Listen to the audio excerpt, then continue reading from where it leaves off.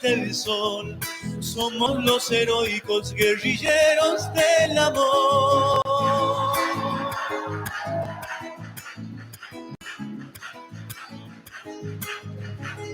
Somos los suicidas buscadores de la mar, somos los amantes trasnochados de la paz.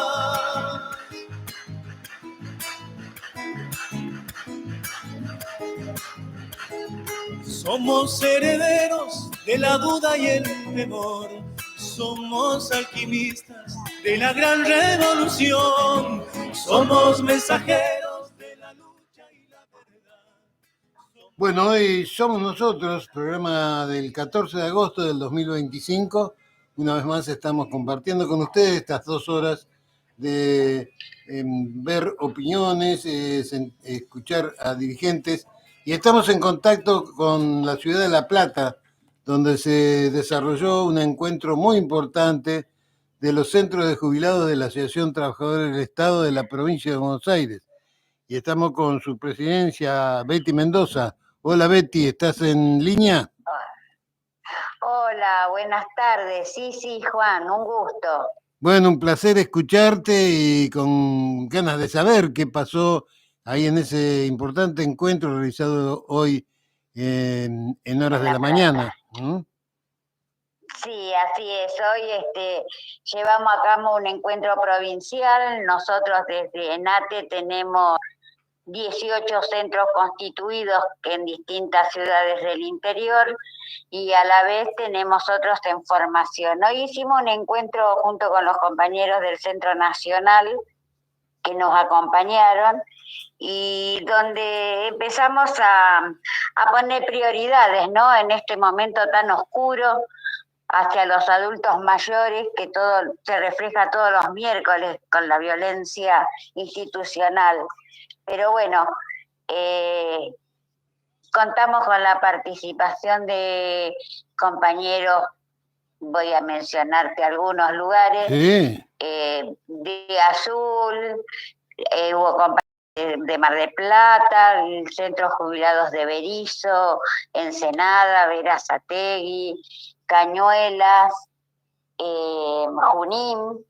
Y usted del Centro Jubilado de Pergamino, bueno, pero hubo un problemita ahí con la compañera, pero bueno, estaba designada ahí en contacto. Estaba designada la presidenta Estela Blanco y Aldo Polisi, que es secretario de Finanzas, sí, tuvieron un inconveniente y no pudieron viajar, sí, yo estoy al tanto. Exacto, sí, muy bien. Pero bueno, sacamos un documento que hemos compartido, donde también se los vamos a hacer llegar para que después vos lo transmitas, donde en líneas generales hablamos de las cosas que estamos sufriendo, digamos, en la restricción salarial que se provoca, sobre todo nosotros los jubilados de IPS, ante la falta de haberes acorde a los actuales trabajadores en muy baja proporción, no se llega ni siquiera a un 5% de aumento mensual, y eso repercute en nuestras jubilaciones, que son de miseria, ¿no? Realmente. Y en nuestro caso, los municipales, te interrumpo, Betty, en los municipales hasta tenemos 60 días esperando el aumento, porque una vez que se terminan los activos, tenemos que esperar 60 días para poder cobrar, para que se nos asignen a los jubilados, ¿no? Nosotros como organización en la paritaria hemos logrado que lo de la 10430 le abonen en el mismo mes un adelanto de lo que se acuerde. Caso que con los municipios no se ha logrado. No. Inclusive no se puede, están totalmente atrasados hay compañeros que son meses en cobrar. Sí. Así que el problema con los municipales es mucho más grave todavía. Sí, se agrava mucho. Gracias a la compañera que está en el directorio de IPS, hemos logrado a veces sumar dos aumentos y adelantarnos 30 días en el pago, pero con algunas excepciones, ¿no? En algunos momentos, nada más. Sí. Pero bueno, a veces también nosotros tenemos la compañera que está en el IPS, Griselda Cavalieri. Griselda, exactamente. Griselda. Una gran compañera. Hoy nos acompañó también, hoy nos acompañó, nos mirá. explicó, nos contó, estuvo ella, estuvo la compañera María José Cartagena, que es nuestra representante en el idioma, con la cual también pudimos ahondar dudas que tenemos, los alcances, y bueno, para eso era la jornada hoy, un poco explicativa y ver cómo seguimos organizándonos junto con esos compañeros que nos representan hoy. Sí, sí. Y sabiendo que en lo político también tenemos que hacer campaña para que en la provincia de Buenos Aires no prospere esta idea libertaria de instalarse. Justamente hoy acá en la ciudad de La Plata viene el presidente de la Nación a un acto. Bueno, cartón lleno entonces para vos. Es terrible, tenemos que estar corriendo. Sí, por favor. Es terrible. Bueno, vas a ver con qué se despacha este hombre.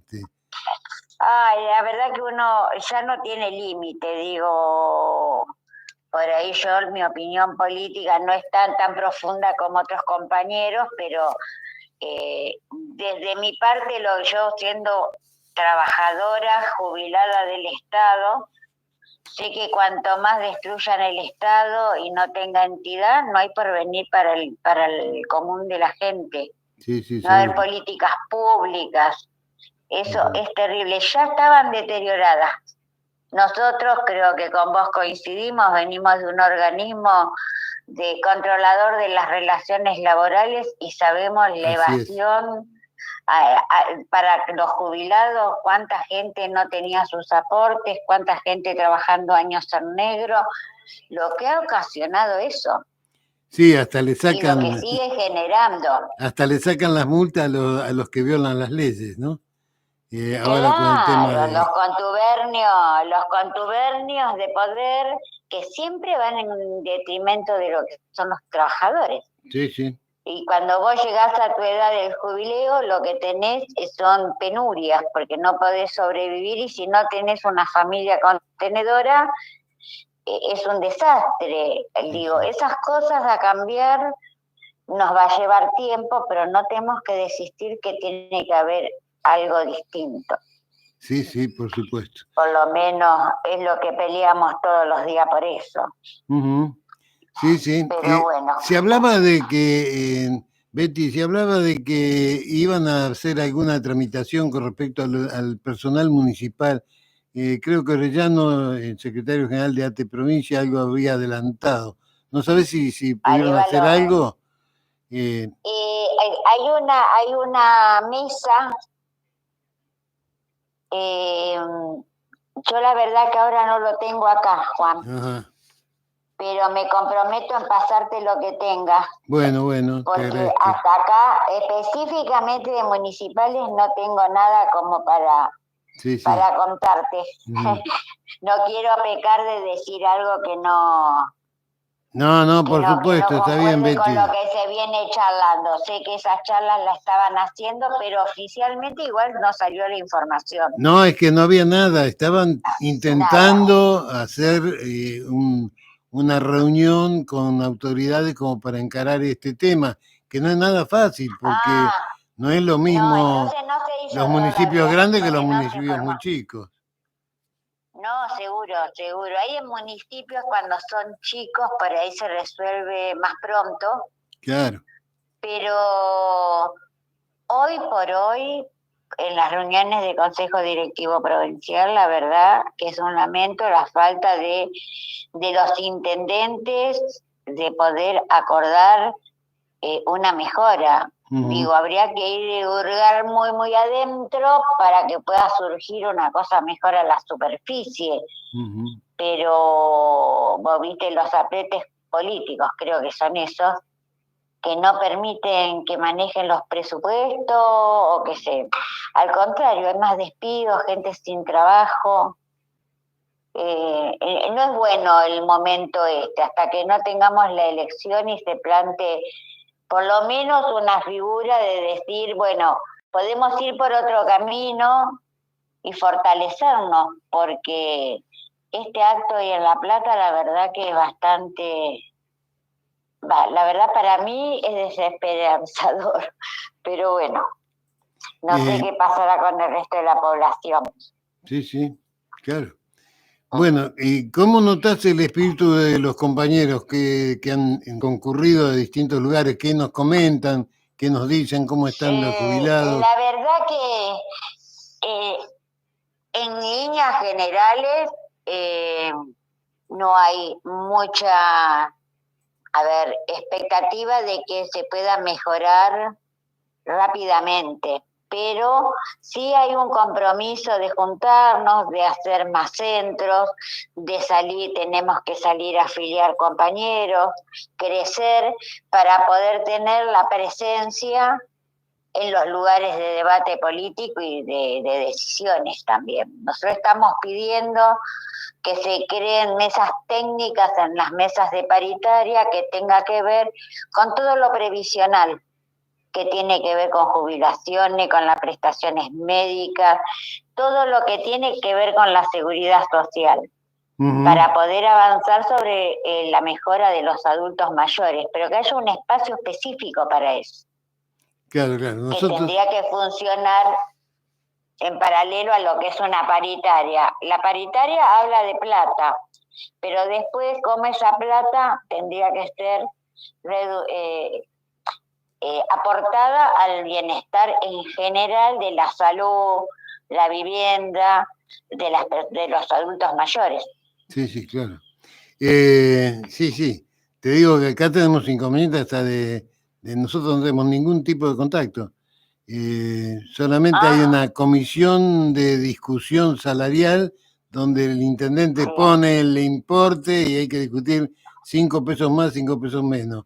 Es todo lo que se ha logrado y solamente hemos pedido participación desde los jubilados y nos han dicho que no, nos han negado la participación, saben que nosotros somos un poco más álgidos y con más experiencia que los activistas, entonces no les gusta nada nuestra participación. Pero bueno, en eso estamos. Bueno, pero Juan, sí. Nosotros, por nuestro estatuto, vamos a hablar de nuestra organización. Nosotros en la modificación del estatuto estamos incorporados desde el año pasado, el anterior, somos parte de los consejos, del consejo directivo. Somos uno más de los del secretariado. Sí. Eso se repite en provincia y se repite en los ámbitos locales. Sí, sí, eso es lo que dice el estatuto. Tendría que estar. Eso es lo que dice el estatuto, hay que ponerlo en práctica. Bueno, pero dejemos esto para una discusión privada. Sí. Betty, decime que esto se va a volver a repetir en alguna otra seccional. Por supuesto que vendrán a Pergamino más seguido, desde el Consejo Provincial. La idea es llevarlo en reuniones regionales. Claro. Vamos a tomar en principio de base lo que serían las regionales que está del bioma. Entonces juntar esos distritos y desde ahí ir haciendo una recorrida con el tema jubilados, IPS, IOMA, abarcando ese espacio y en reuniones en pos de crecimiento y de conocimiento, ¿verdad? Sí, sí. Para poder poner nuestra propuesta en pie. Sí, sí, claro. Bueno, Betty, ha sido un placer estar con vos y esperemos poder estar en contacto permanente. O sea, cuando vos necesites dar alguna información, me avisás y nos comunicamos enseguida con La Plata y te ponemos en línea en nuestro programa. Bueno, muchas gracias Juan, un saludo ahí a la audiencia y bueno, seguiremos en esta lucha y cuando podamos acordar, andaremos por allí también. Pero por supuesto, eso lo esperamos. Y te Y bueno, sacaremos en vivo ojalá acá en que el se estudio logre. también. Bueno. Bueno, gracias. Un beso, Un Betty. abrazo. Saludos a todos los Chao, chao. compañeros. Gracias. Betty Mendoza, presidenta del Centro de Jubilados de la Provincia de Buenos Aires de la Asociación Trabajadores del Estado. Una compañera de muchos años que hemos compartido en el Ministerio de Trabajo de la Provincia de Buenos Aires. Era una dirigente importante donde muchos ministros la han llamado a colaborar porque era la que tenía muy en claro todas las funciones del ministerio en la provincia de Buenos Aires. Hoy es la presidenta del Secretariado Provincial de los Jubilados de ATE. Y vamos a seguir el programa. Y Fabián, estuviste recorriendo parte de nuestro país en las vacaciones. Sí, bueno. Estuviste viendo algunos lugares históricos. Sí. Tú, con tu profesorado evaluás más lugares a lo mejor que nosotros se nos escapa. Sí, bueno, estuve, vacaciones de invierno, digamos, de receso invernal. Yo soy docente, entonces, bueno, tengo ese momentito ahí de receso que uno no se lo puede tomar, digamos, del todo, porque tiene la responsabilidad de llevar adelante una escuela. Entonces, bueno, es como que no se puede tanto tiempo, pero sí me tomé 4 o 5 días y me fui a recorrer un poco una cosa que todavía tengo pendiente, porque fue una primera aproximación al norte argentino. No había ido nunca, había leído mucho, por supuesto, uno que lee, porque es un lugar con mucha historia y muchas tradiciones también, ¿no? Cada lugar es histórico. Claro, entonces, bueno, tenía pendiente eso. Mi idea era llegar hasta Jujuy, haciendo un recorrido por distintas regiones, un recorrido muy rápido, ¿no? En auto. Pero bueno, obviamente el tiempo era muy escaso, y llegué solamente hasta la ciudad de Cafayate, en Salta, que es una ciudad hermosa, muy linda. Bueno, y la idea del viaje no era solamente turismo, porque uno puede ir a conocer lugares, no sé, a descansar, pero también es conocer la gente, ¿no? Las tradiciones del lugar, charlar con la gente de los lugares donde uno va, interiorizarse, ¿no? De la cultura y de la historia del lugar, que por más que uno lo puede leer amplísimamente lo puede leer en muchísimos libros y puede ver documentales, no es lo mismo que ir y charlar ahí con la gente en vivo y en directo mientras se toma un vino en un bar ahí del centro de Cafayate, que hay vino por todos lados, o en una bodega o en un lugar donde uno va y charla con la gente directamente. Y bueno, y así en este recorrido, primero visitamos Tucumán, y en la ciudad de Tucumán, bueno, una ciudad que yo tampoco no conocía. Bueno, es un lugar histórico, ¿no? Que uno lo conoce sobradamente, ¿no? Por lo que fue Tucumán como símbolo del lugar donde se declaró la independencia. Estuvimos ahí poco tiempo y después nos fuimos directamente, un solo día, y después nos fuimos directamente hacia la ciudad de Cafayate, ¿sí? Pasando todo por un camino que va por Tafí del Valle, que tampoco nos detuvo, o sea, solamente nos detuvimos a mirar y no nos quedó pendiente todo eso para próximos lugares. Y nuestra idea, porque justo la idea era ir para el 1 de agosto, cuando se conmemora el renacer, digamos, del nuevo ciclo agrícola, ¿no? Que acá lo conocemos, bueno, como la Pachamama, ¿no? Pero acá mucha gente, bueno, se toma el traguito de caña con ruda. Es la tradición que muchos no saben ni por qué siquiera, ¿no?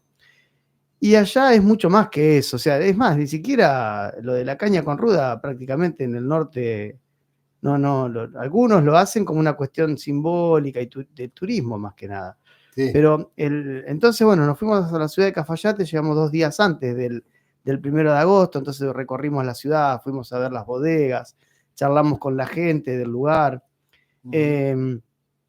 fuimos a ver un museo que muy poca gente va, que es un museo privado, que ahí justamente me encontré con con una mujer de unos 80 años que atiende el museo, la dueña del museo, Mirá qué que es bueno. nacida acá en El Socorro. ¿Sí? Bueno.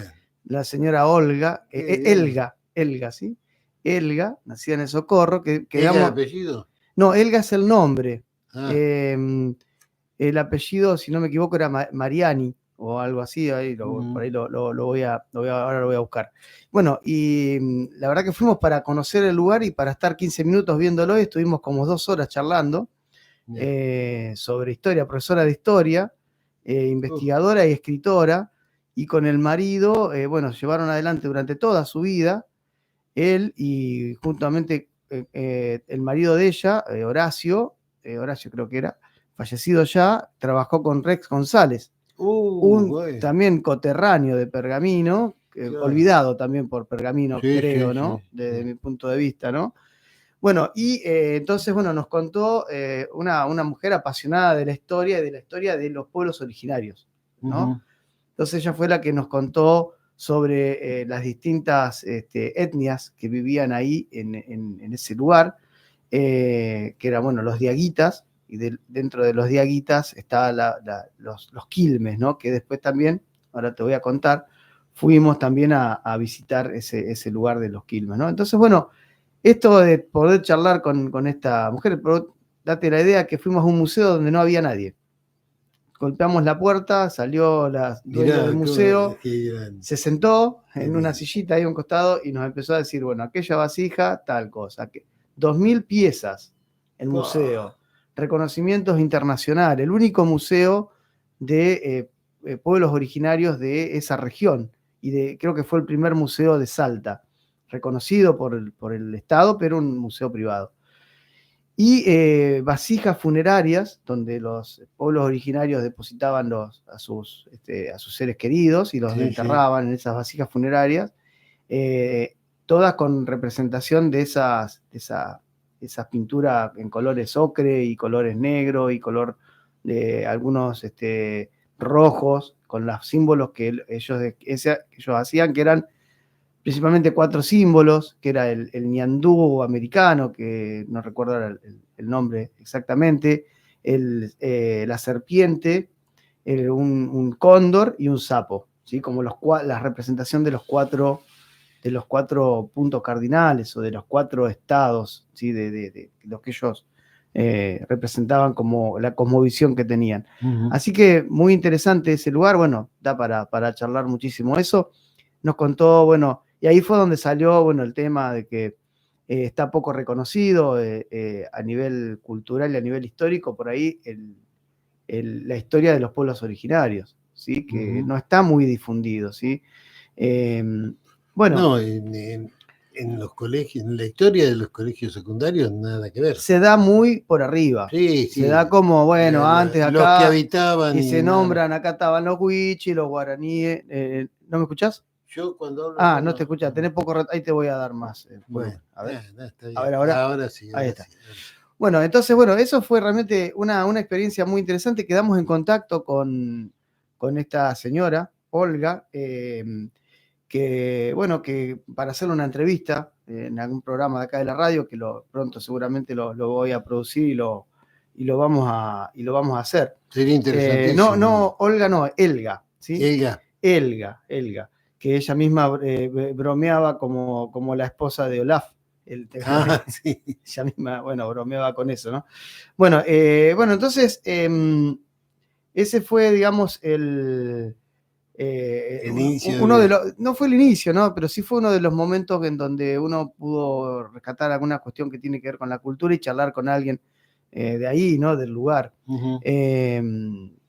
Bueno, y después la experiencia, digamos, que nosotros queríamos vivir o de alguna manera tener, digamos, de primera mano, y cómo era el ritual que conocemos como la Pachamama, que se hace el 1 de agosto de cada año, y que acá en esta zona no está muy difundido. No, para nada. Pero que seguramente los pueblos originarios que vivieron acá tenían influencia de ese ritual también, porque ese símbolo de la Pachamama, de la Madre Tierra, era de todos los pueblos originarios, ¿sí? Y el 1 de agosto se hace porque El 1 de agosto para ellos es cuando empieza el ciclo agrícola, la primavera.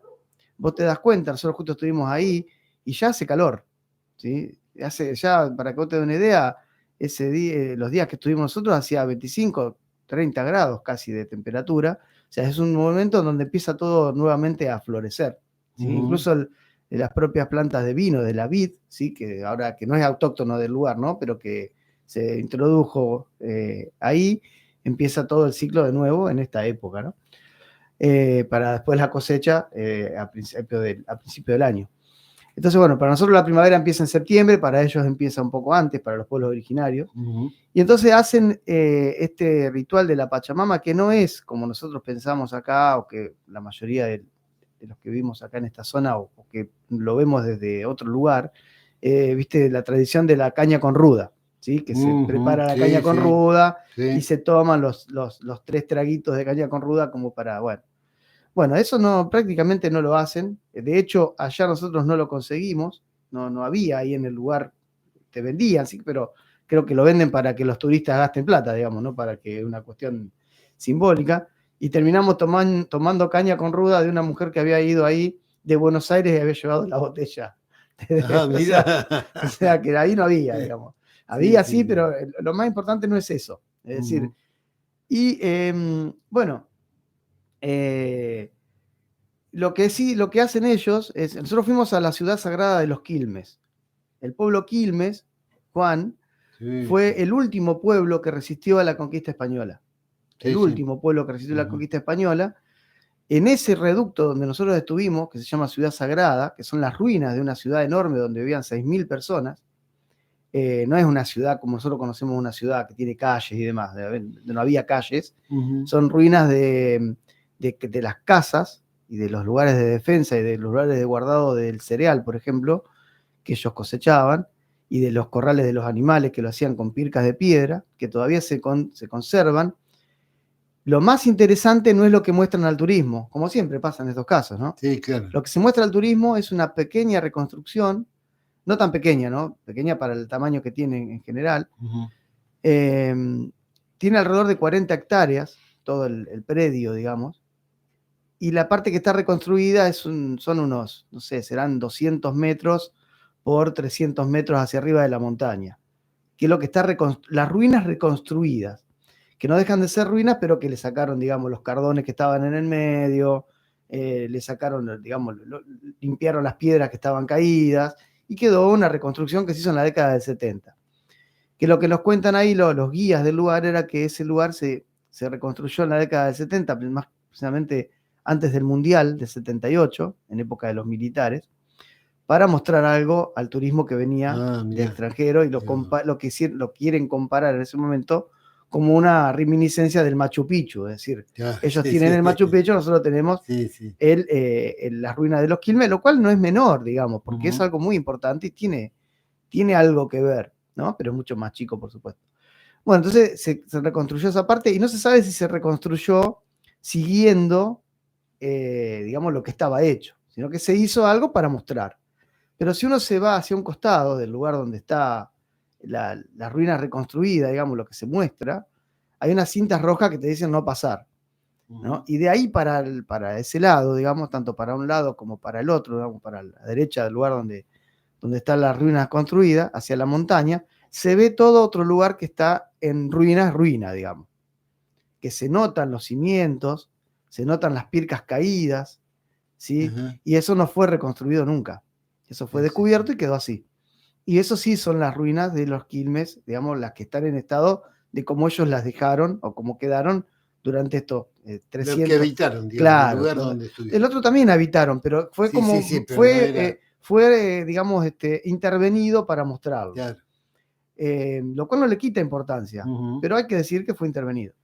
Bueno, y ese realmente es estar ahí, realmente es muy muy movilizador, ¿no? Porque uno piensa en ese lugar donde uno está pisando, donde uno está caminando, ahí vivieron 6.000 personas que tenían todo un desarrollo cultural, que tenían, bueno, criaban animales, tenían una agricultura, ¿sí? De subsistencia, no practicaban el comercio, digamos, como nosotros lo conocemos, ni la venta, sino que era de subsistencia y bueno, y vivían en ese lugar tantas personas, ¿no? Uno piensa, 6.000 personas, tantas historias de esa gente que ha vivido ahí, ¿no? Con todo el bagaje que cualquier humano ha tenido en cualquier lugar. Y eso fue exterminado y borrado por la conquista española. Bueno, y en ese mismo lugar se realiza el 1 de agosto, se realiza el ritual de la Pachamama, ¿sí? Que se hace de una manera bien como llamativa para el turismo, porque justamente al rato que llegamos nosotros bien temprano, llegamos a la mañana y nos quedamos hasta la tarde ahí, todo el día. Al rato que llegamos nosotros empezaron a llegar colectivos de turistas, ¿sí? Que obviamente con el turismo sobrevive el lugar porque le venden los recuerdos, la comida. Claro. Bueno, pero hacen el ritual de la Pachamama o sea, se hace un pozo en un árbol, un algarrobo que tienen, hacen un pozo y ahí van a hacer las ofrendas, ¿sí? Las ofrendas que se le ofrece a la tierra, se le ofrece, bueno, todo lo que se cosecha, comida, bueno, todo lo que sea orgánico, que de la tierra sale y vuelve a la tierra. Y hay todo un ritual, bueno, que hacen los que son digamos, el consejo de ancianos, que es el que como era en su momento, marca el ritual. el que era la conducción política, digamos, claro. De la ciudad en ese momento. Ahora no tienen un peso político ni solamente simbólico, ¿no? Pero sigue estando formado. Bueno, eso se hace y después, entonces ellos lo hacen, primero lo hace la comunidad, y después le invitan al turismo, si algún turista quiere también hacer esa ofrenda, lo hace. Mucha gente lo hace, por una cuestión de sacarse la foto, ¿no? De sacarse la foto con haciendo, pero va mucho más allá de eso.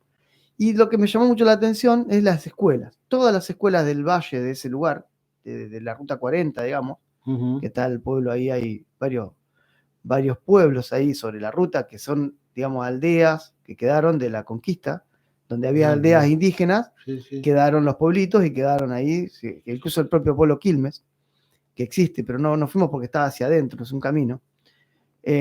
Van todas las escuelas que son de la montaña, por ejemplo, con 20, 30 alumnos bajan con la maestra a participar de la ceremonia. Y el respeto que ellos tienen, uno nota que hay un respeto muy importante hacia ese ritual que ellos tienen, porque ellos es parte de la cosmovisión que tienen también, que se mantiene en ese lugar, ¿no? Entonces, bueno, una vez que termina todo eso, los turistas se van y nos invitaron a todos a comer un locro, de manera gratuita, locro y pan casero, y vos te tenías que comprar la bebida ahí si querías en algún kiosquito. Así que bueno, nos invitaron a comer locro, nosotros nos compramos unas empanadas y se armó una peña ahí al toque con un grupo de folclore que empezó a cantar chacarera y bueno. Qué bueno. Así que ahí pasamos todo el mediodía y después empezamos a recorrer la ciudad, ¿sí? Y recorrimos la ciudad, sacamos fotos, hicimos un video, bueno, tomamos mate allá arriba, porque había muy poca gente realmente, muy poco turismo. Había un par de colectivos de gente de jubilados que estaban recorriendo la zona. Bueno, se ve que tenemos más tiempo. Claro, se ve que dentro del paquete le ponen la visita. Menos plata, pero más tiempo. Claro, pero más tiempo, bueno. Y bueno, y una vez que bajamos, ¿no? Ya era la tarde, había mucho viento, el viento sonda, que sopla ahí muy fuerte. Sí. De hecho, la noche anterior hubo una tormenta muy fuerte de viento ahí en la zona de Laguna Blanca, que es cerca de la ciudad de Belén, ahí está, ya en la provincia de Catamarca, digamos. Un viento muy fuerte y rompió árboles, tumbó autos, bueno, fue fuerte la tormenta, donde estábamos nosotros no ocurrió. Bueno, y sí había mucho viento. Bueno, ya eran como las 6 de la tarde y emprendíamos el viaje de regreso, ¿no? Ya de vuelta hacia Pergamino, íbamos a dormir en algún pueblo por ahí, y comprando algunos recuerditos, algunas cosas ahí nos invitaron a hacer el cierre de la Pachamama. Oh, qué bueno, che.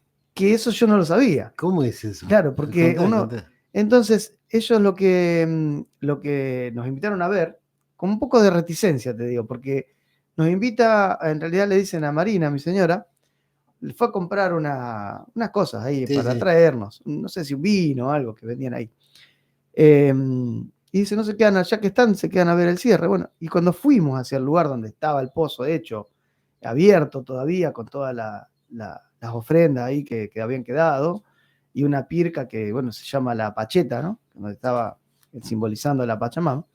Medio que nos miraron medio raro, porque eran ellos nada más que estaban ahí. Claro. Era la propia comunidad, que también con mucho respeto y con mucho, digamos, un ritual, bueno, medio que nos quedamos un costadito y lo que hacen es juntan todo lo que ha quedado desparramado, ¿no? En ese espacio que el turismo ha dejado medio tirado y lo empiezan a tirar nuevamente todo dentro del pozo y lo empiezan a tapar con tierra, pero con las manos. Mirá vos. Echándole con las manos y van poniendo piedras. Ujú. ¿Sí? Van poniendo unas piedras que cada piedra, o sea, esas piedras van a tienen una función después. Ahora te cuento, ¿no? Y van tapando las piedras con tierra. Y bueno, ya que estábamos ahí, nos invitaron. ¿Quieren participar? Bueno, y nos invitaron también a echar tierra hacia el pozo y poner las piedras. Una vez que lo pisonan todo, lo tapan con una piedra más grande y lo tapan a la piedra también con tierra, al pie de ese algarrobo. Y eso queda ahí hasta el año que viene. El próximo 1 de agosto, a la mañana, antes de hacer el ritual, vuelven a abrir el mismo pozo. Y según cómo esté, digamos, si se ha consumido lo que se puso, si está húmedo, si está seco, de acuerdo a lo que se ve Sí. del año anterior que se puso, ellos tienen el augurio para lo que va a ser la cosecha. Año. Si va a haber lluvia, si va a haber buena cosecha. Mirá vos. Es decir, y eso no lo sabía yo. No. Eso es una cosa, y lo toman muy en serio, porque realmente estaban, bueno, uno de los más grandes que estaba ahí mirando, le contaba a otro, bueno, sí, hoy a la mañana cuando abrimos vimos que las piedras de abajo estaban muy mojadas, eso quiere decir que vamos a tener buena cantidad de agua en todo el valle, bueno, así que la verdad que se lo toman muy en serio, una creencia que se toman en serio. Sí, sí. Y bueno, eso es un poco lo que pudimos ver en este viaje. Y justamente ayer hablaba con un compañero de acá de la radio, con Gerardo, que él planteaba algo parecido de que había estado charlando con alguien que, sí, estuvimos en el norte, tomamos caña con ruda y que le preguntaba para qué y no sabía ni para qué. Claro, O sea, como que no le encontraba el sentido, que era para la fotito y nada más. Por eso digo yo que va mucho más allá y esas costumbres creo que son parte también de nuestro ser como argentinos, porque eso está, eso Sí, existe, claro. y esas tradiciones se mantienen y lamentablemente la conquista española se encargó de eliminarlas. En lugar de asimilarlas o de incorporarlas a su cosmovisión, se encargó de eliminar toda esa cuestión del contacto más directo con la tierra y con estas cosas. Así que muy, muy interesante. Y bueno, ya te digo, fue una pequeña aproximación. Esto que recién empieza, no hay que recorrer mucho el norte para entender bien todo cómo funciona su cosmovisión y su Cada cultura. espacio tiene su referencia histórica, ¿no? Sí, totalmente. Sí. A mí me ocurrió en Jujuy, cuando en Yala, es un pico que está ahí a 10 kilómetros de la ciudad capital, un compañero dice, por aquí pasó el general, y yo se me ocurrió pensar en Perón. El general Perón, claro. qué sé yo, algún general.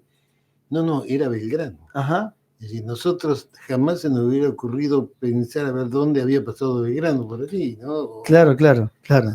Las referencias históricas para ellos son vidas, son parte de su vida. Sí, totalmente. De su experiencia, ¿no? Bueno, Juan, y hablando de Belgrano, también se cumple ahora, bueno, no de Belgrano justamente, pero sí otro de los grandes, otro de los dos más grandes, creo, generales que tuvo la Argentina, el general San Martín, junto con Belgrano. Se cumple ahora un aniversario de su fallecimiento, hoy que es 14, bueno, dentro de 2 o 3 días, el 17 de agosto. Domingo, creo que es. El domingo, el 17 de agosto. Por eso, bueno, creo mañana es feriado, un día no laborable. No laborable. Han decretado un no laborable. San Milei ha hecho.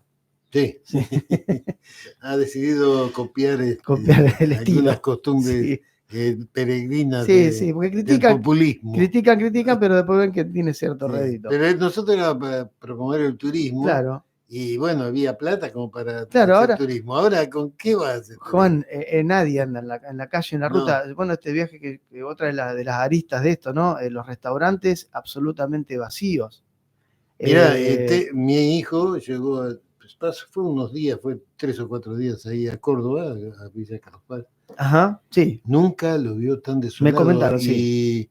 Y incluso esto de los restaurantes, lo seguían hasta una cuadra Sí, ofreciéndole. bueno, eso me llamó mucho la atención. Y otro compañero, Mauricio, que bueno, que vos lo conocés también, que el muchacho Sí, sí, sí. me contó también esto, y lo vi, él me lo contó antes y yo lo viví Con después. Johnny. Sí, que bueno, que había estado también por esa zona en estos días, y que te salen a la vereda en la plaza. En Cafayate me fueron a buscar al medio de la plaza ¿Viste vos? Sí, y sí. me trajeron un poco más ofreciéndome descuentos y cuestiones para que vaya a comer al lugar donde... Además, los precios nada que ver que acá. No, mucho más barato. Mucho más Mucho barato. más barato. Digamos que necesitas tener un dinero, pero no es como acá. Sí, sí, sí. Una cena para 3 personas que acá te puede salir 100.000 pesos, allá te sale 40 a lo mejor. Y es más, en lugares, en Chilecito, por ejemplo, que paramos a almorzar, Chilecito en La Rioja, Sí, sí, cuando conozco. volvíamos, paramos, porque vinimos por la Ruta 40, quería hacer ese tramo de la famosa, icónica Ruta 40, que tiene un montón de historia también, Sí, sí. que es una ruta que une desde Ushuaia hasta La Quiaca. Hicimos el tramo desde Salta hasta La Rioja, y en Chilecito ahí ya nos desviamos y paramos a comer. Y ahí, bueno, comimos 3 personas, pero comimos, con bebida incluida, gaseosa, ¿no? 20.000 pesos. Mirá vos. 20.000 pesos. Mirá vos, nada que ver. Y no es comer una galletita, comida. Sí, sí, Milanesa, sí, sí. asado, bueno. Nada. Bueno, y no había nadie en ningún lado. Esto es una señal de la crisis que hay Hay una económica. crisis muy fuerte. Sí. Pero de todas maneras, hablando con la gente, como siempre digo, hay que hablar con la gente, ¿no? Y bueno, viste, está mal la situación, y bueno, hay que ver a quién uno vota, uno le plantea. Sí, claro. Y la persona que te está atendiendo y que te está diciendo que no vende nada a nadie, te dice, bueno, pero tengo que seguir trabajando, ¿viste? ¿Qué va a hacer? No es culpa del gobierno. Sí. O sea, como que eso es algo que nos han metido y que va a ser muy difícil. Va a haber que revertirlo. Va a haber que revertirlo. En algún Juan. momento, porque esto no puede seguir así. No puede seguir. Juan, muy breve lo de San Martín. Sí, perdón. Lo de San Martín, muy breve porque ya nos quedamos sin tiempo, me parece. No, tomate. Bueno, una de las aristas se ha hablado mucho sobre San Martín, creo que ha sido uno de los personajes de la historia argentina más estudiados, ¿no? Y más leídos y que más se ha hablado, y que por supuesto bien merecido lo tiene, ¿no? Porque ha sido, creo que el personaje y el hacedor de la Argentina prácticamente, ¿no? Pero bueno, una de las aristas que menos se menciona, no que no se haya mencionado, es su enfrentamiento con el poder de Buenos Aires. Sí. ¿No? Bueno, podemos hablar de dónde nació y todo eso, que ya creo que ya se ha dicho muchísimo. ¿Y por qué? Porque San Martín por lo que siempre luchó y siempre soñó, digamos, ¿no? Es por la gran patria americana, no por la República Argentina en particular, ¿no? Exacto. Obviamente también pero es por Sudamérica. Él cuando decide, junto con otros patriotas como Bolívar, ¿sí? Como otros tantos que habían estado en Europa y que habían visto que la cosa en Europa ya se estaba tornando muy compleja, el absolutismo monárquico, el efusismo que había en Europa, decidieron venirse y plantear en Sudamérica una nación sudamericana. Cuestión que no se dio después en la cuestión política, no va a salir así, sino que va a terminar dividiéndose en repúblicas, como la República Argentina, Chile, Perú y demás. Sí, además es complicado acá en el país con la guerra intestina federal y unitaria. Exactamente. Muy complicado todo, ¿no? Bueno, y por este motivo es que él se enfrenta a Rivadavia, principalmente con Rivadavia, sí, con quien se enfrenta, y Rivadavia le hace la guerra hasta amenazarlo con meterlo preso. Sí. Por tal motivo él tiene que irse de la Argentina al exilio casi escapándose, sin ver a su esposa que estaba en grave estado. Se va con su hija a Francia, ¿no? Pero bueno, ¿por qué? Porque ese enfrentamiento se da porque Buenos Aires pretendía seguir manteniendo el control sobre todas las provincias, sobre todos los demás pueblos, y lo quería utilizar a San Martín para que con su ejército, sea punta de lanza y controlara al resto de las provincias. Él, esa famosa frase, jamás, que no sabemos si realmente la ha dicho así o no, pero que jamás va a desenvainar su sable en contra de otro americano. Entonces, o de otro argentino, no sé exactamente cómo es. Sí. Pero bueno, esa frase fue la que a él prácticamente lo condena en contra de los unitarios que pretendían que venga a Buenos Aires para ponerse al frente de la lucha de Buenos Aires. Entonces, desde ahí le hicieron la cruz y lo amenazaron con meterlo preso. No le pagaron los sueldos que le debían cuando él se va al exilio. Durante mucho tiempo estuvo sin recibir esos sueldos. Recién durante el gobierno de Rosas es cuando le van a reconocer lo que le debían y se lo van a pagar. Entonces, ese creo que es una parte poco estudiada, no sé, poco estudiada, menos conocida popularmente, digamos. Uh-huh. Es estudiada también, ¿no? Pero menos conocida popularmente ese enfrentamiento, por ejemplo, con Rivadavia. Si uno le pregunta a alguien, a cualquier ciudadano, ¿no? Rivadavia y San Martín. Y bueno, son dos próceres. Son dos próceres, sí. Bueno, uno es un prócer. Pueden conocer a San Martín como militar, a lo mejor, claro, un poco más. Pero además la actuación de San Martín en el Congreso de Tucumán fue fundamental. Fue fundamental. Fundamental. Y eso fue tampoco quien presionó, la historia lo ha promocionado fue mucho. Fue quien presionó para que se declare inmediatamente la independencia. No estaba él presente en Tucumán, pero sí tenía sus enviados en Tucumán. No era gobernador de Cuyo. Era gobernador de Cuyo y necesitaba. Claro, y a sus diputados les daba órdenes de que apretaran el tema. Porque necesitaba inmediatamente para poder organizar el cruce de los Andes al mando de un ejército nacional. Claro. Porque si no teníamos la independencia, ¿de quién era el ejército que él tenía? Claro, era un ejército rebelde español. Entonces él tenía que tener ese estatus de cruzar la cordillera de un ejército que tampoco, hay otra discusión, ¿no? El ejército de los Andes es un ejército que está compuesto por argentinos, por chilenos, por esclavos libertos y por miembros de pueblos originarios. Es un ejército mixto de gran magnitud. Pero es totalmente válido, ¿no? La presentación de esa gente que peleaba realmente por América. Yo me quedo así porque no me sale la frase que tenía, ¿no? Cuando dice, si no hay plata, pelearemos como nuestros hermanos los indios, en bola y a caballo, ¿no? Sí, tal cual. Los tenía asumidos como compañeros sí, totalmente. De la causa, ¿no? Sí. Y lo que hacen en Cuyo, el armado del ejército de los Andes, que él hace cuando era gobernador de Cuyo, lo hace desde cero. Es decir, en Cuyo no había nada. No tenía para armar. Lo hace con muy poca plata que le mandan desde Buenos Aires, porque obviamente en Buenos Aires no querían, definitivamente, hasta no querían la independencia en ese momento. Y lo arma desde cero. Pone una fábrica de armas que se la da al mando de Fray Luis Beltrán, quien lleva adelante la fábrica de armamento. La sociedad de Cuyo colabora, muchos voluntariamente, entregando, bienes, caballos, lo que tuvieran, y otros no tan voluntariamente porque pone impuestos forzosos a los que tienen dinero para que aporten a la causa, ¿no? Porque, Me río porque un compañero mío me decía, fue a Cuyo hacer caja. Es como los libertarios, claro. Fue a hacer caja y de ahí recién pudo pasar a Chile cuando tuvo la guita. Sí, fue a hacer patria en realidad, porque tenía una convicción muy profunda de lo que era, de lo que tenía que hacerse. Sí. Era un político muy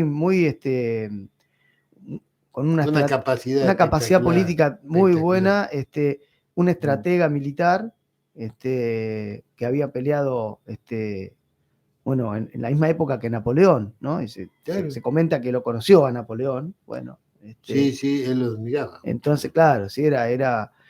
A pesar de que combatió porque estar en Sí, España totalmente, y sí. invadir Francia, Ujú. España. Bueno, pero después él se va a Francia, ¿no? Cuando se exilia se va primero a Francia. Claro, Ujú. Surmar. Sí. Así que bueno, ese es un poco lo que... Uno de los tipos que tuvo poder, que tuvo... Sí, y que que le van a se ofrecer... fue pobre, Después le van a vivió en ofrecer ser segunda gobernador de la provincia de Buenos Aires, Lavalle, ¿no? Cuando Lavalle da el golpe de Estado en contra de Dorrego y lo fusila a Dorrego. Oh, qué lo va, justamente San Martín estaba en esta zona, estaba ahí en Montevideo, ¿no? Había venido y no termina de desembarcar, no desembarca porque, bueno, ve que la cuestión política no era, digamos, propicia para eso, ¿no? Y lo querían usar también ahí a San Martín como para unificar, ¿no? Esta cosa en contra de los federales, ¿no? Lavalle, que había dado ese golpe de Estado tremendo fue del mes de diciembre, de diciembre del año 1828. Así que bueno, Juan, un poco esto, hay mucho para hablar de San Martín. De historia, y de historia a mí me apasiona. Sí. Bueno, es tu forma de trabajo, además, pero es maravilloso la historia de los hombres que fueron capaces de entregar todo, ¿no? Sí, y estas aristas un poco menos conocidas, ¿no? Claro, que a veces la historia se torna también, igual como pasa con los lugares turísticos, como lo que hablábamos antes, ¿no? La gente que va a un lugar como donde estuvimos y se saca una foto y la publica y queda lindo, solo para conocerlo y nada más. O el otro que va y se interioriza de qué pasó, qué ocurrió. Bueno, la historia es lo mismo. Habla con la gente que tiene que hablar. Puede ser, bueno, mañana es feriado, no trabajo, gracias a San Martín, listo. Sí. O que aquel que ni se entera porque es feriado, o porque se conmemora el 17 de agosto o el 25 de mayo, lo que sea, o aquel otro que quiere interiorizarse de por qué esa fecha tan importante o ese personaje tan importante, que son los pilares de la nación, ¿no? de la cultura. Sí. Así que eso creo que es para hablarlo largamente. Es para ir desarrollándolo. Sí, cómo no. Podría ser interesante eso de cada programa tener un espacio una de reseña, 15, 20 minutos de ver una reseña histórica. ¿Cómo no? Compartirla además y ver por ahí, conseguir alguna persona que haga alguna entrevista para entrevistar. Que tenga algunos conocimientos que nosotros no. Por supuesto. Bueno, si quieren un poco más sobre historia, pueden seguirme a mí en mi canal en YouTube. Sí. El Pregón del Sur se llama el canal. El Pregón del Sur. El Pregón del Sur se llama el canal. Yo te estaba hablando de. Podemos pasar del Pregón del Sur por parte. Claro. Con espacio Pregón del Sur. Sí, cómo no, podemos pasar. El Pregón del Sur es un canal de YouTube. El programa de Somos Nosotros. Sí, pero a disposición, por supuesto. Pueden buscarlo en YouTube, ahí lo buscan y hay un montón de videos. El último que subí fue justamente de las ruinas de Quilmes. Qué lindo. Y en Instagram me siguen como Fabián Ortiz, profe. No dijimos de que a los Quilmes pobres los trajeron caminando. Caminando, murieron. Más de 1000 kilómetros. Eran cuando ya finalmente no pueden resistir más, después de 130 años, imagínate, ¿Qué de estar resistiendo en ese lugar. Los terminan conquistando y los pocos que quedaban, que eran 2000, muchos se escaparon, eso es lo que cuentan también, muchos se escapan y se esconden en las montañas. Entonces hay descendientes, hubo durante mucho tiempo descendientes de ese pueblo pues, que se escaparon y se metieron en las montañas, bueno, y se mezclaron, ¿no? Con el resto de lo que pasaba en ese momento. Eso no lo sabía. Claro, muchas familias incluso que se escapan en ese momento, pero la mayoría son capturados y son cerca de 2000 personas que son trasladadas a pie a Buenos Aires. Hay una historia ahí que el cacique, el último que capitula, digamos, de alguna manera, o que se rinde, para salvar a si no los iban a masacrar directamente a los que quedaban, y el que se rinde, se entrega a la ciudad, y bueno, una de las condiciones era que se tenían que ir. Él acepta la condición de irse, pero lo que no le dicen es que los van a llevar a Buenos Aires. Y a pie. Primero los llevan a Tucumán, los tienen unos meses en Tucumán, como esclavos también, hay un valle cerca de Tucumán, y después desde Tucumán los trasladan caminando poco a poco a Buenos Aires. Sí, llega menos de la mitad. Uh-huh. Sí, no, llegan 400 personas Sí, sí. que llegan a lo que actualmente es la ciudad de Quilmes. Es la ciudad de Quilmes, Sí. Así que bueno. Por ahora lo dejamos ahí. ¿Cómo no, Juan? Como un principio de comenzar un espacio. Sí, me interesa. Somos nosotros. ¿Cómo no? Bueno, vamos a dos temitas, ponemos y bueno, nos comunicamos con Carlos Custer. Vamos con Mercedes Sosa. Carlos, queríamos entrevistarte, ver cómo es tu situación actual, qué es lo que estás haciendo, cómo ves el país, cómo ves la situación en que nos han metido los libertarios en esta encrucijada tremenda que ya viene de hace muchos años, ¿no? Así es. Bueno, realmente preocupado y un poco triste porque por suerte tengo una familia que me da contención humana y alegría, pero triste de ver el panorama en la Argentina y también el panorama internacional, ¿no? El avance del fascismo, del ultraliberalismo y los costos que esto significa. Por estas circunstancias adversas, yo diría muy adversas en la Argentina. Sí. El retroceso que nos quieren llevar no parece tener fin. Y creo que el pueblo se está cansando ya. Esperemos que eso se exprese. Sí, evidentemente es tremendo la situación socioeconómica del país, es desastroso, ¿no? Salvo para siempre la élite que se salva en esto, ¿no? Que son los que manejan la situación política, económica, el verdadero poder, el poder rojo, ¿no? Lo llaman, o el grupo rojo. Sí. Yo pienso que lo que nos pasa en el caso nuestro es también una suerte de desencanto en la democracia. Durante años, bueno, vos sabés, hemos sido compañeros y somos de militancia en ATE, en la CTA. Yo tengo una opción política en la Unidad Popular junto a Víctor de Llenaro, Marta Maffei, Claudio Lozano, y todo este grupo pensamos que veníamos desde siempre diciendo que vivíamos en una democracia incompleta, una democracia muy deteriorada. Primero porque era una democracia con una concepción liberal, ¿no? El pueblo solo gobierna a través de sus representantes y los representantes cada vez más lejos del pueblo. Esa democracia que no abrió canales participativos, quedó la democracia, la fórmula de la democracia liberal, lo institucional, que por supuesto es mejor que las dictaduras, porque tenés la posibilidad de la disidencia, de construir, de ser opositor, pero una democracia incompleta que además no satisfacía las necesidades ni la aspiración de la gente. Entonces, este cansancio, esta fatiga de nuestras democracias incompletas llevó a que la gente se desilusionara en este aspecto y lo que pensaba, y esto digo explica lo de Italia, lo de Hungría, lo de distintos países, pero sobre todo en Argentina, que había que buscar otra cosa, había que cambiar, y eso es lo malo, eso es lo que lleva a Milei a que gane Milei, que es algo que sería increíble en la Argentina. Sí. Pero la gente decía, bueno, hay que cambiar, y cambiamos para peor. Así le fue a los alemanes, cuando la democracia alemana en la década del 30 sufría muchos achaques, una inflación extraordinaria.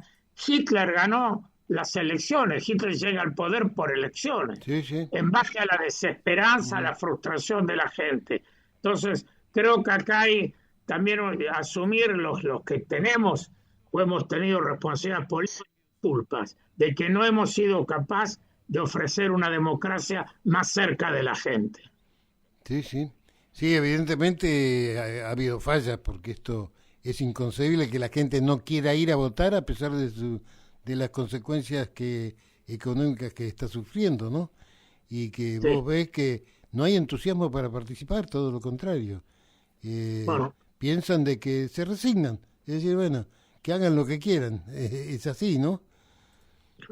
pero yo creo que también hay que distinguir, no se puede, son todo lo mismo. Yo lo escucho también. No, pero hay una gran parte, Carlos. Hay 50%. muchas falencias en la dirigencia política, una dirigencia en general mediocre y electoralista. Ahora mismo, en nuestro caso, por supuesto, yo aliento a la gente que hay que ir a votar. Sí. Yo tengo una decisión tomada, Fuerza Patria, y creo que es lo que tenemos. Sí. No es lo mejor, pero fíjate vos que a día de las elecciones no tenemos ni candidatos, ni programa, no tenemos propuesta. Solo nos unifica que no queremos esto que estamos viviendo con Milei. Y creo que esto tiene que ser una gran responsabilidad de la gente. Si no le ponemos freno a Milei, van a ser 2 años más de retroceso y de un país que yo creo en términos financieros está quebrado, porque ya no saben cómo contener el dólar, están haciendo maniobras enormes, pagando tasas altísimas, que son deudas de la gente, no lo pueden contener porque este plan nos ha llevado a la ruina. Los niveles de consumo, Juan, están en el suelo. Sí. Todos vivo en Quilmes, salgo, veo los negocios, las cafeterías, tristísimo. Y claro, no solo no han venido capitales, los capitales se van. 14 empresas transnacionales se fueron de la Argentina en estos 2 años. Esto hay que tenerlo en cuenta. Entonces, tenemos que ir a votar para frenar a Milei, y esa es la primera premisa. Después veremos qué hacemos. Pero lo más importante es tratar de poner un freno a este programa que, como lo dice el nombre, anarcocapitalismo. Quieren la anarquía, por lo tanto nada de Estado, y el capitalismo, el mercado va a arreglar todo. Bueno, esa premisa es muy falsa, es un engaño. Entonces, si no ponemos término a esto, el país le va a ir mucho peor. Sí, ¿te imaginas a alguien que dice soy el poder para destruir el poder? Es decir, el Estado. Soy presidente de los argentinos para destruir el Estado. Es una cosa increíble, ¿no? Pensar semejante barbaridad. Eso es terrible, pero déjame decirte una palabra. También en el Estado. Yo defiendo al Estado, de ahí vengo y es donde he trabajado toda mi vida.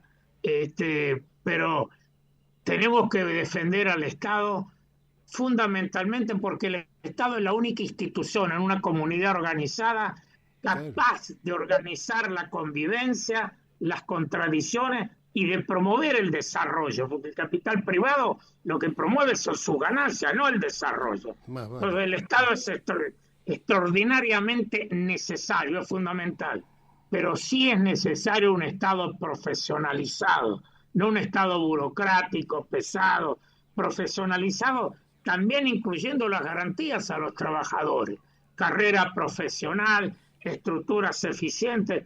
Yo he vivido algunos años en Europa y diría el Estado francés, el Estado suizo, el Estado belga, a nadie se le ocurre que no. El Estado es muy eficiente y muy necesario. Lo otro es una anarquía absoluta y la primacía del dinero y de una pequeña minoría que somete a la mayoría. Entonces, tenemos que defender el Estado, defender la democracia y defender el Estado para tener un Estado eficiente, democrático, popular, representativo, que le sirva a la gente. Sí.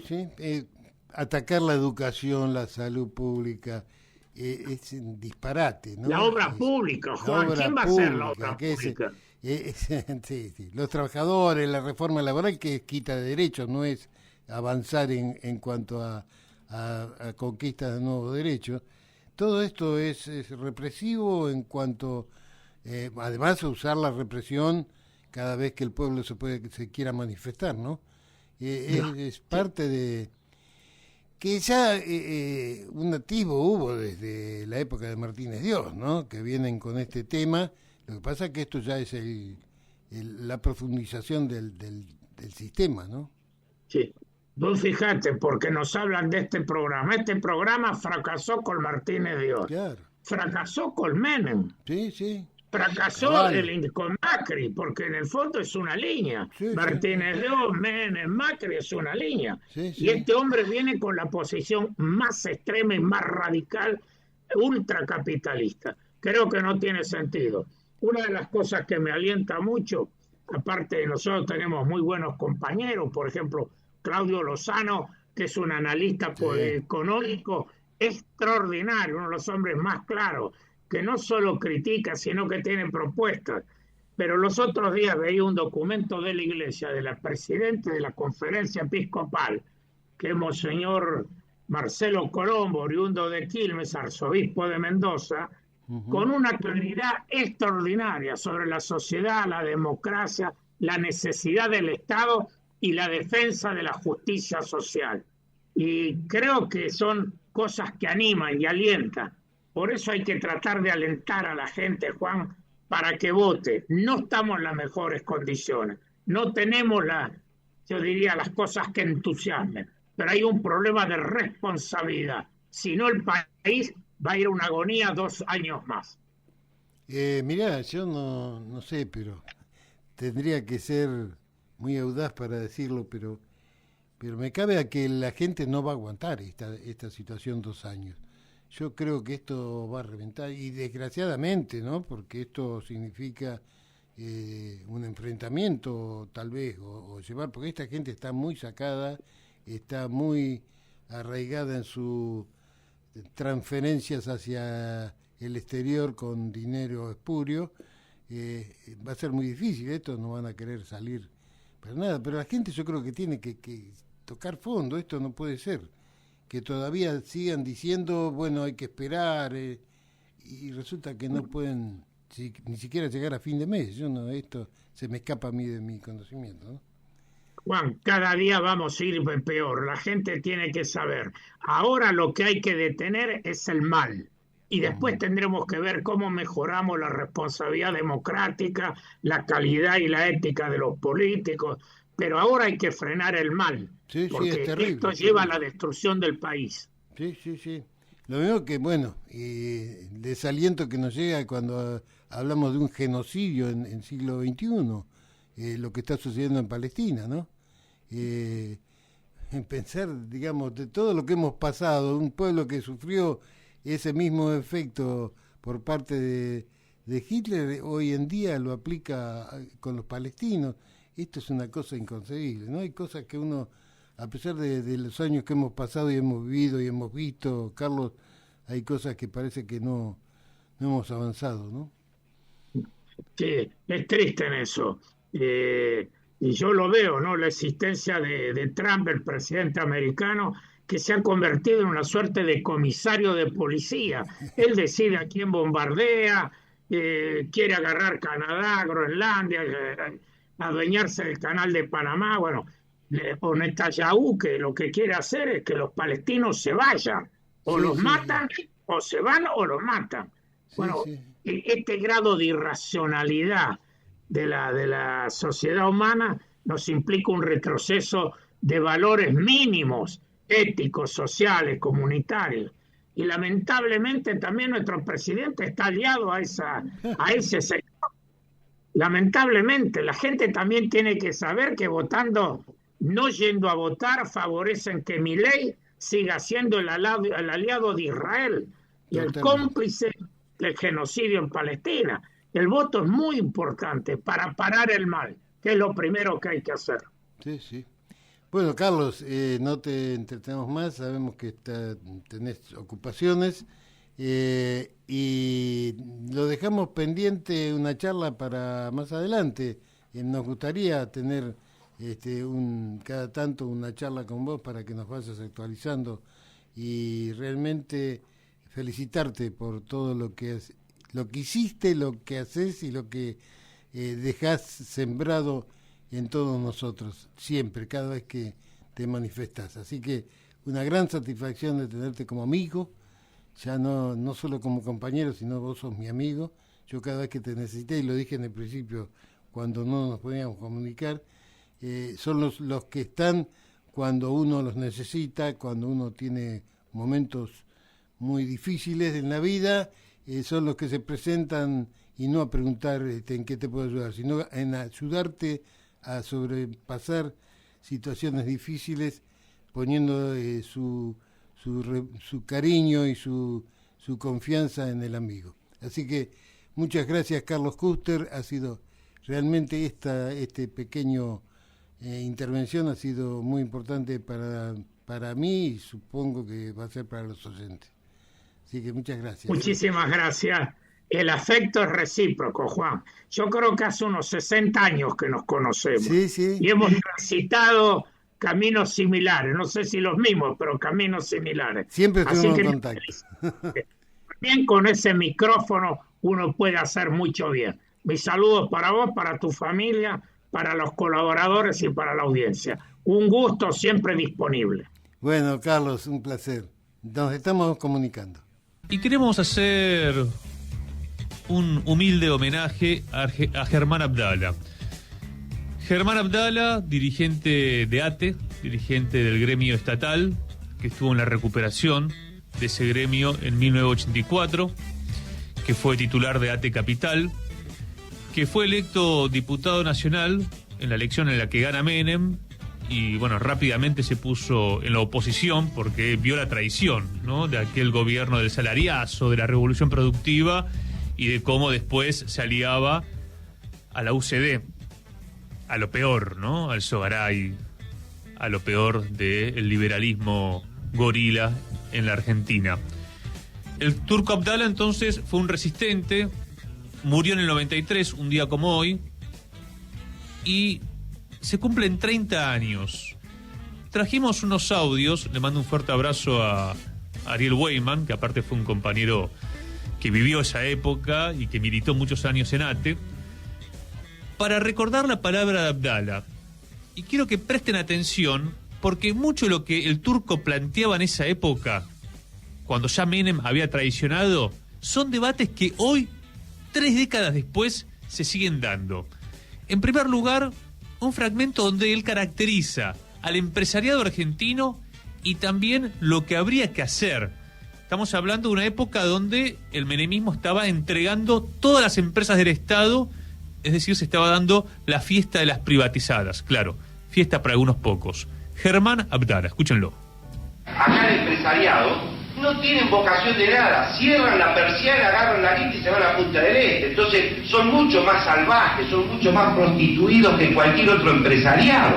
Si nosotros no manejamos nuestros combustibles, si nosotros no manejamos nuestras telecomunicaciones, si nosotros no manejamos la integración regional a través de los transportes, si no garantizamos todas estas cosas, no con un criterio de rentabilidad, sino con un criterio de construcción social y desarrollo económico, se desarticula y desgarra el país.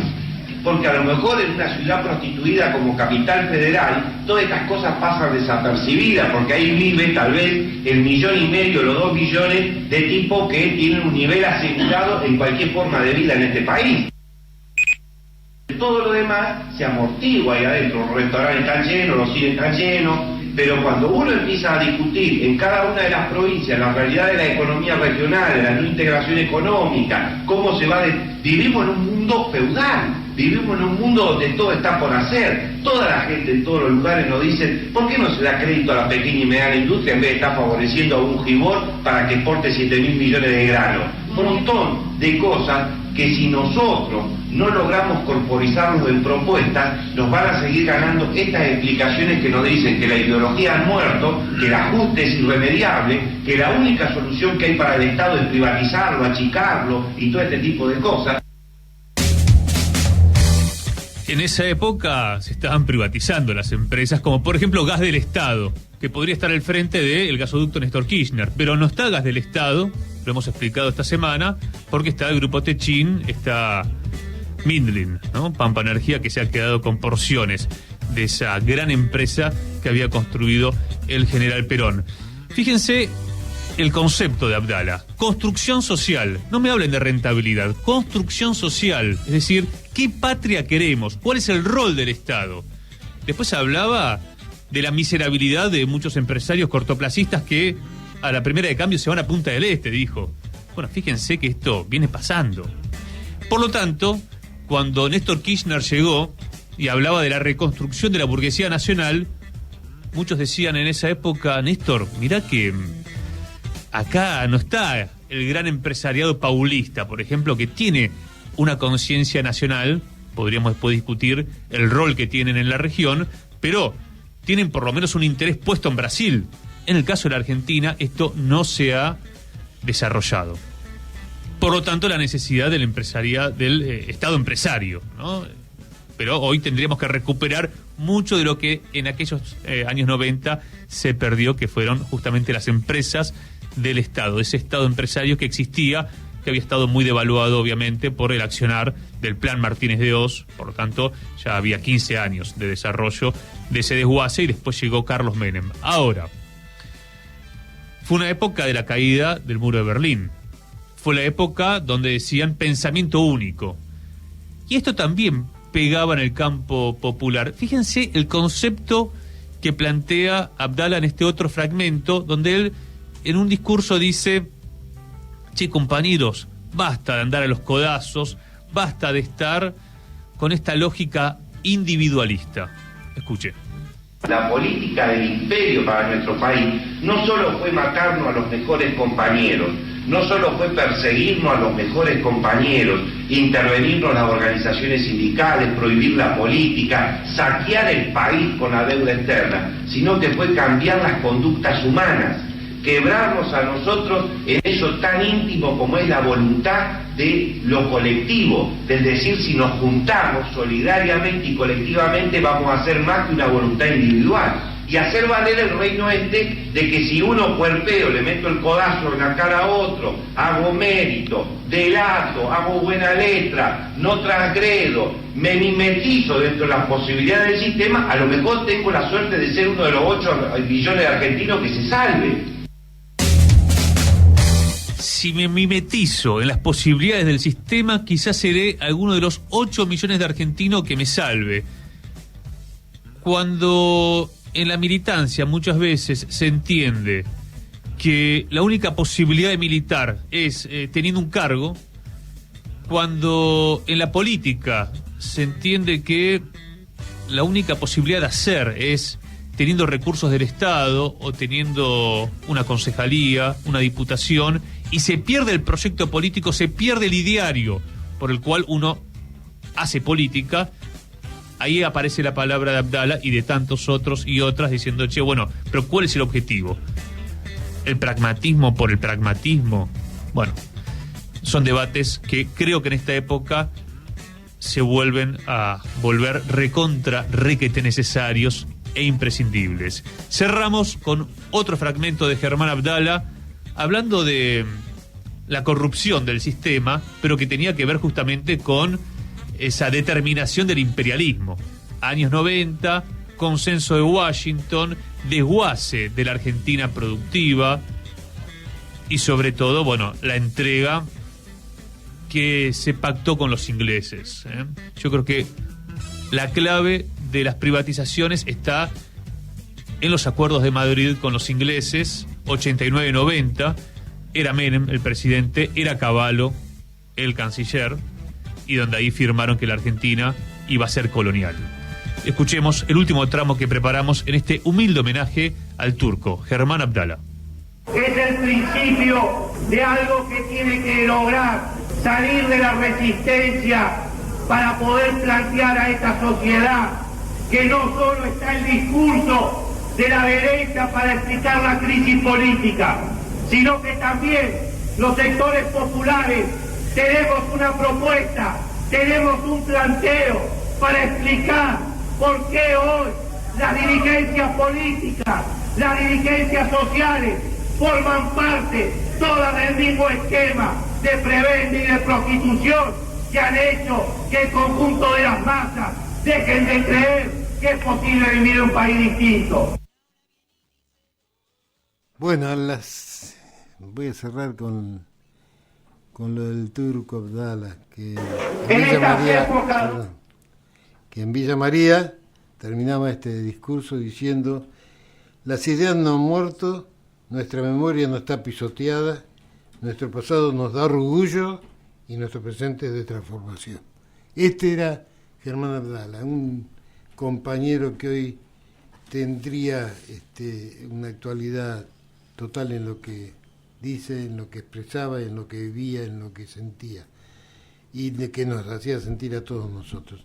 Así que bueno, con estos compañeros, con con Carlos Custer, con Germán Abdala, nos falta Víctor de Llenaro y algún otro compañero, muchos otros compañeros que hemos vivido épocas tan difíciles y hemos sobrevivido. Tenemos como para hacer un memorial de todo lo que hemos pasado. Así que bueno, seguimos en la lucha, en la pelea. Tenemos que ir a votar el 7 de septiembre. Frente Patria va a ser nuestra boleta, porque acá no vale esto de que el periodismo tiene que ser, ¿cómo es? Neutral. Sí. No es neutral. Yo tengo mi posición tomada, mi ideología. No, y en esta radio no hay neutralidad, Juan. No, lo que no sí, somos neutrales. No, y ahí me gustaría aportarte una cosita, porque se ha debatido mucho últimamente sobre los candidatos y sobre esta cuestión. Hay mucha gente, casualmente ayer comentaba con otros compañeros y compañeras en otros ámbitos en donde yo estuve, en reuniones y demás. Mucha gente se enojó y demás por la cuestión. Yo entiendo que a veces hay gente que no está de acuerdo con muchas cuestiones, pero hay que, me parece, enfriar un poquito la cabeza, ¿no? Como quien dice, y mínimamente a lo que nivel provincial no hay duda de que el candidato es el que pone Axel Kicillof, la lista de Axel Kicillof. Y a nivel local, bueno, hay una lista del peronismo. Y yo creo que hay mucha gente que estuvo ahí discutiendo y demás, y creo que tiene ciertas razones para estar... y está bueno que se discuta, para pero estar no romper. Claro, ese es el asunto. Una cosa es discutir, otra cosa es romper. Sí. Tampoco incitar a no votar o votar en blanco. Hay que ir a hay votar. gente hablando de votar en blanco, que es lo más, digamos... lo más antidemocrático que existe. Es decir, no me defino por nada. Después no te quejes. Y el voto en blanco se usó cuando Perón estuvo proscrito. Eso era otra cosa. Cuando hay proscripciones es otra cosa. Sí. Hay situaciones que no es lo mismo en la vida democrática de un país que cuando hay una autoridad militar. Tal cual. Todo se tergiversa y todo se menciona. Pero bueno, yo siempre tenía un compañero que me he reído, pero en un congreso habló del voto en blanco revolucionario. Mirá, me he reído tanto con ese... Pero después él también se reía, ¿no? Porque le había salido eso, querían que votaran en blanco y le salió eso en una charla, ¿no? En una conferencia. Bueno, esta es la situación, Fabián. Vamos a vivirla nuevamente. El 7 de septiembre esperemos sacar el mejor resultado posible. Totalmente. Bueno, quedan varios programas por delante de acá al 7, me parece, ¿no? Porque, a ver, hoy es 14. No te crees tanto, 14, el 21, el 28 y el 4. 3 programas. 3 programas. Sí, pero el 4 no sé, sí, vamos a poder hablar. No sé si ya hay veda, porque el 4, 5, 6, no falta. Así que vamos a poder hacerlo. Bueno. Entonces seguimos el jueves que viene. ¿Qué jueves es? El 21. El 21 volvemos nuevamente a las 16 horas con Fabián Ortiz y Juan Terzagui, tratando de contactarnos con usted y ayudarlo a compartir estas situaciones graves que nos están pasando y que tenemos que sobrellevar, porque tenemos que hacerlo. Invitamos también a los compañeros a sumarse al programa que hace Gerardo los miércoles. ¿Cuándo es los miércoles? Los miércoles a las 6 de la tarde, Unidad Básica se llama. Buenísimo. Más a toma de posición. Vamos a participar, vamos a escucharlo y vamos a pedirle, vamos a enviar nuestro mensaje. Bien. Porque es muy valioso el aporte de Gerardo, siempre ha sido. Sí. En todo sentido. Es un colaborador de primera de esta radio. Totalmente. Bueno, muy bien, entonces será hasta el jueves que viene. ¿Cómo no? Y nos encontramos en Somos Nosotros. Hasta luego. Nos aplauden y todo.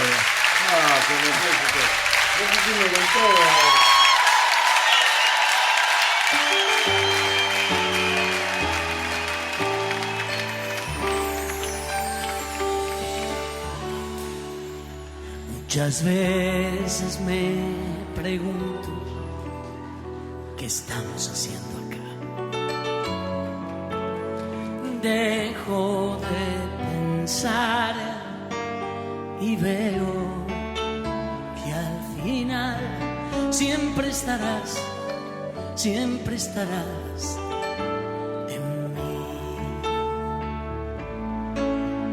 He llegado a no escucharte tocar fondo